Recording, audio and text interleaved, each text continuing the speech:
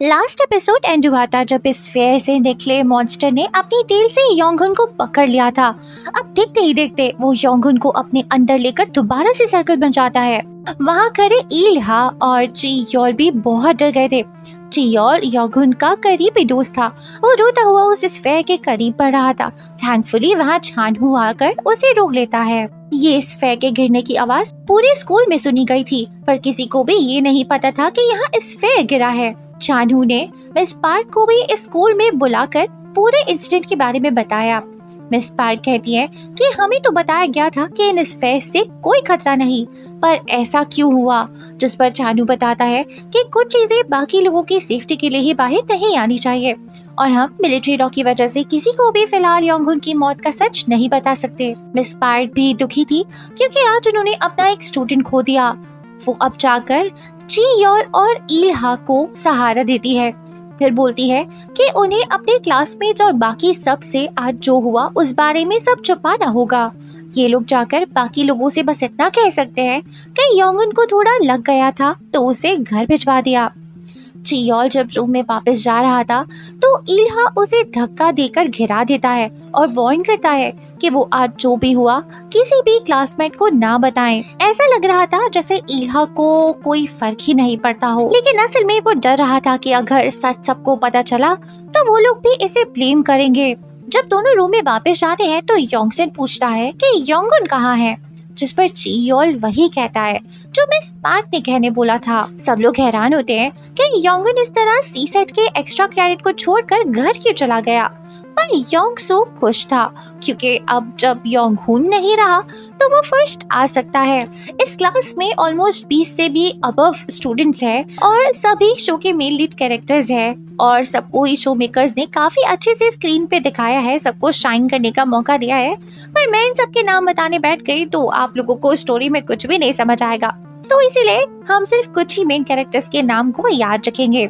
कल कुछ main characters को मैंने इंट्रोड्यूस करवाया था, उसके अलावा 3 और मेन कैरेक्टर्स हैं, योंगसन, जंगसू और सोयोन।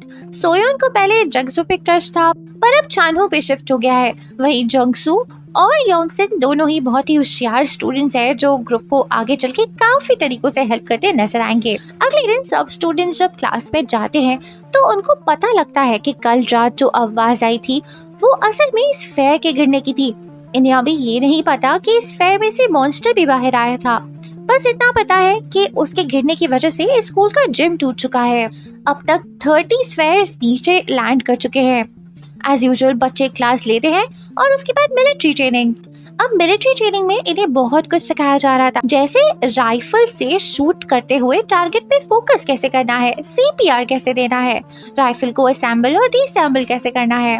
क्लासेस के दौरान बच्चों को एम्बुलेंस की आवाजें भी आती रहती थी जो इंडिकेट करता है कि शहर में इस वक्त चीजें ठीक नहीं चल रही। मिस पार्क जब अपने पीरियड में क्लास के अंदर आती है तो उनकी नजर योंगुन की टेबल पे जाती है। उस वक्त इल्हा और चियोल भी उसी टेबल की तरफ देख रहे थे। कुछ दिनों की ट्रेनिंग के बाद अब बच्चे राइफल पे स्टोन को बैलेंस करना सीख गए थे। रात को चियोल को उस स्फेयर से निकले मॉन्स्टर टाइप एलियन के सपने सता रहे थे और वो नींद से उठ जाता है। अगले दिन फिर से ट्रेनिंग शुरू होती है। आज सभी को अपनी राइफल को 1 मिनट के अंदर अंदर डिसेंबल करके असेंबल करना होगा। सब लोग ये टास्क कंप्लीट कर लेते हैं सिवाय एसोल के। वो टाइम पे राइफल असेंबल नहीं कर पाती तो छानहू उसे दोबारा से करने बोलता है। एसोल अब भी नहीं कर पाती, वो बार बार कोशिश करती है और ऐसा करते करते शाम हो जाती है। सब लोग एसोल पे गुस्सा हो रहे थे कि उसकी वजह से ये लोगों ने अभी तक खाना नहीं खाया, स्पेशली बोरा। उसे एसोल हमेशा से ही नहीं पसंद। वो एसोल की चेयर पे पैर भी मारती है। छानू सबको डांटता है और कहता है कि तुम लोग अपनी ही क्लासमेट को क्रिटिसाइज कर रहे हो। जंग के मैदान में कोई इंडिविजुअल नहीं होता, टीम होती है। अगर ये सच में जंग का मैदान होता तो अब तक मर चुके होते। तो अब जब तक एसोल 1 मिनट में ये टास्क कंप्लीट नहीं कर लेती कोई यहाँ से नहीं जाएगा। एसोल को ऐसा करने में बहुत लेट हो जाता है, इसीलिए सबको बचा हुआ खाना मिलता है। बोरा अपनी दोस्त के साथ एसोल के पास आकर उसे बोलती है कि देखो तुम्हारी वजह से हमें क्या खाना पड़ रहा है। एसोल सॉरी भी कहती है पर बोरा कुछ नहीं समझती। तभी वहाँ योंगसन अपना खाना लेकर एसोल के पास आकर बैठ जाता है और बोरा को कहता है कि वो एसोल को खाते हुए परेशान ना करे, जो बात करनी है बाद में करे। अगली सुबह सभी स्टूडेंट्स को शूटिंग रेंज में ले जाया जा रहा है ताकि ये सब लोग असली बुलेट्स के साथ शूटिंग करना सीख सके। शूटिंग रेंज स्कूल से थोड़ा दूर थी तो सभी बच्चे लाइन बनाकर छानू और उसकी टीम के साथ स्कूल से बाहर निकल जाते हैं।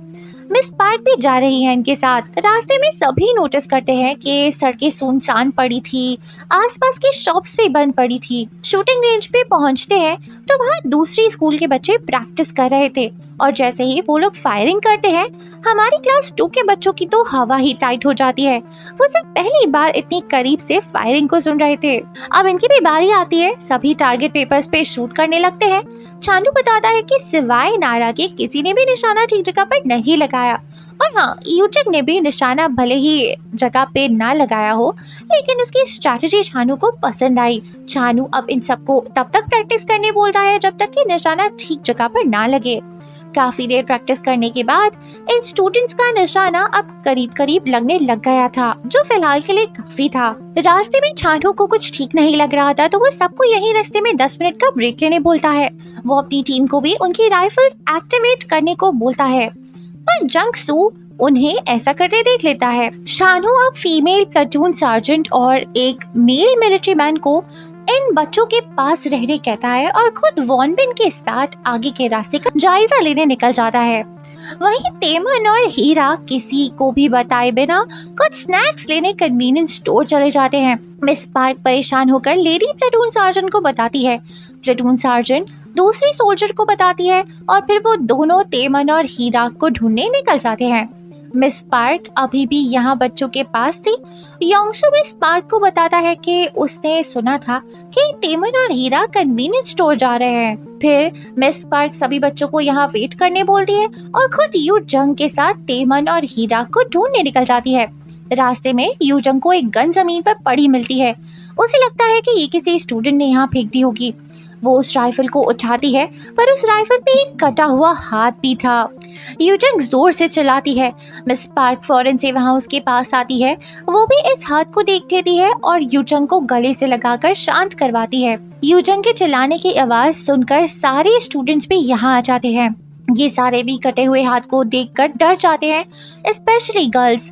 सब लोग काफी डरे हुए थे। मिस पार्क को आगे वाली स्ट्रीट पे थोड़ा खून दिखाई दे रहा था तो वो आगे बढ़ने लगती है, लेकिन तभी वहाँ ची योल जाकर उनका हाथ पकड़ के रोकता है और बोलता है कि उसे ठीक फीलिंग नहीं आ रही है। मिस पार्क को आगे नहीं जाना चाहिए और मिस पार्क कहती है कि उन्हें देखना ही होगा कि आखिर यहाँ क्या हुआ है। मिस पार्क आगे बढ़ जाती है, तब ची योल जोर से चिल्लाता है और कहता है कि आगे मत जाओ, ये जरूर स्फेयर्स का काम होगा। योंगुन को भी स्फेयर्स ने ही मारा था। ये बात सब बच्चे भी सुन लेते हैं और हैरान होते हैं क्योंकि उन्हें तो बताया गया था कि योंगुन ने ट्रेनिंग छोड़ दी। कुछ स्टूडेंट्स इस बात का ईहा से भी पूछते हैं कि आखिर उस दिन क्या हुआ था और योंगुन को क्या हुआ। ईहा बोलता है कि उसे कुछ भी नहीं पता, जबकि पता सब है उसको। इतने में मिस पार्क जोर से चिल्लाती है और कहती है, स्टूडेंट्स रन, भागो यहाँ से। क्योंकि मिस पार्क को आगे बहुत सारी कटी हुई लाशें दिखाई दी थी जो पूरी सड़क पे फैली हुई थी। स्टूडेंट्स भी आगे मिस पार्क के पास आ जाते हैं। वहाँ एक लाश पे एक छोटा स्फेयर बैठा था, जिसे समझ आता है कि ये काम स्फेयर्स का है। तो यहाँ इस शो में स्फेयर्स के अंदर से जो एलियन क्रिएचर या मॉन्स्टर निकल रहे हैं उन्हें भी शो में स्फेयर्स का ही नाम दिया है। ये वाले स्मॉल साइज स्फेयर्स है और जिसने योंगुन पे अटैक करा था वो लार्ज साइज के स्फेयर्स थे। बैक टू स्टोरी, यहाँ एक राइफल पड़ी थी जिसे मिस पार्क उठाकर उन स्फेयर्स पे शूट करने लगती है। स्टूडेंट्स ये सब कुछ प्रोसेस ही नहीं कर पा रहे थे। अब वहाँ एक नहीं बहुत सारे स्फेयर्स आ गए थे। मिस पार्क काफी अच्छे से बहुत सारे स्फेयर्स को शूट करके मार देती है, लेकिन ये स्फेयर्स बहुत ज्यादा थे कि मिस पार्क पीछे मुड़ के फिर से सब बच्चों को भागने कहती है। तभी मिस पार्क पे एक स्फेयर अटैक कर देता है। स्फेयर की टेल्स मिस पार्क की बॉडी के अंदर से निकल रही थी और अब वो मर जाती है। मरते हुए भी मिस पार्क के आखिरी वर्ड्स थे रन।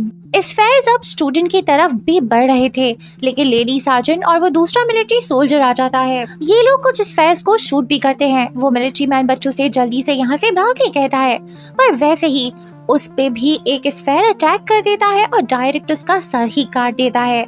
इस मिलिट्री मैन का सर आकर सीधा बच्चों के पास गिरता है। वो सब स्टूडेंट्स फिर से चीखने लग जाते हैं। तभी लेडी प्लाटून सार्जेंट सबको भागने कहती है और इस बार बच्चे अपनी जान बचाकर भागने लगते हैं। भागते हुए जंगसू भी नीचे गिरी हुई एक राइफल को उठा लेता है। कुछ बच्चे एक मॉल टाइप की जगह में घुस जाते हैं। यहाँ अंदर भी बहुत लाशें थी। यूजक एक लाश से टकराकर नीचे गिर जाती है। उसे सहारा देने चियोल और ईहा आ जाते हैं। बाकी बच्चे आगे बढ़ चुके थे। अब यहाँ कोई इल्हा का पैर पकड़ लेता है। ये कोई लेडी थी जो कह रही थी मुझे बचाओ। तो इल्हा उससे पूछता है कि तुम्हारे साथ क्या हुआ, और तभी ही उस लड़की पे स्फेयर हमला कर देता है और वो मर जाती है। इल्हा और चियोल और यूजंग भागने लगते हैं पर वो वाला स्फेयर इन्हें परेशान कर रहा था। यहाँ पर छानहू आकर स्फेयर मार देता है और इनसे बाकी बच्चों के बारे में पूछता है। वहीं आगे दूसरे ग्रुप पे 2 स्फेयर्स अटैक कर देते हैं। वो दोनों स्फेयर्स अपनी टेल से एक लड़की के पैर को पकड़ के अपनी तरफ पुल कर रहे थे, लेकिन बाकी बच्चे उसे छुड़वाने की कोशिश में अपनी जान लगा देते हैं। यहाँ कोई भी डरपोक बन के भागता नहीं, पर इनके लिए कंट्रोल करना बहुत मुश्किल हो रहा था। तभी वॉनमिन उन स्फेयर्स को शूट करके इन बच्चों को बचा लेता है। फिर चानू और वॉनमिन इन सब बच्चों को एक सेफ जगह पर जमा कर लेते हैं। मेजॉरिटी स्टूडेंट्स यहीं पर थे, पर अभी भी बाहर मॉल में ही किसी दूसरी जगह बोरा और 2 और लड़कियों के पीछे कुछ स्फेयर्स पड़े हुए थे। एक स्फेयर इन पे हमला करने वाला था, लेकिन वहाँ पर लेडी प्लेटून सार्जेंट आकर स्फेयर्स को शूट कर देती है और इन लड़कियों को भागने कहती है। इतने में स्फेयर सार्जेंट पे भी हमला कर देता है। पहले उनका हाथ काट देता है और फिर वो स्फेयर अपनी टेल से इनको भी मार देता है। बोरा और बाकी लड़कियां बहुत ज्यादा डर गई थी। इनमें से एक जिसका नाम हाना है, वो एक गाड़ी में जाकर बैठ जाती है, उसे अंदर से लॉक कर लेती है। बोरा और दूसरी लड़की भी इसे गाड़ी को खोलने बोलते हैं ताकि ये लोग भी अंदर आकर स्फेयर्स के अटैक से बच सके, पर हाना कुछ भी प्रोसेस नहीं कर पाती। स्फेयर इसी तरफ आ रहा था, इसीलिए बोरा अपने साथ वाली लड़की को लेकर एक इमरजेंसी बोट में घुस जाती है। ये शीशे का बना एक कैबिन था, लेकिन इनसे गलती से इमरजेंसी सायरन भी बच गया था, जिससे सब स्फेयर्स इस इमरजेंसी जोन के शीशे को मारने लगते हैं, पर उसे तोड़ना आसान नहीं था।